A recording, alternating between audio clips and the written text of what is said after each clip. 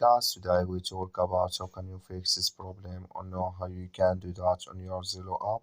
So all you have to do, so you just click here on settings, click on it here. You just click here on settings, it's going to show for you a list like this here. Then you go down, just keep going down, click here on apps here. Then come to apps list, and here you're looking for Zello app. You just click here on search.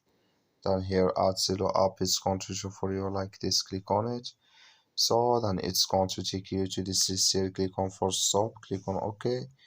Then you go down, just click on storage, come to storage list here, just click on clear cache. Then all you have to do, so you just go to your Play Store, click on it here.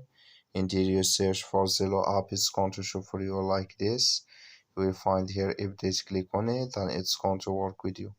That's all you have to do. Thank you for watching. Don't forget to support us by liking and subscribe.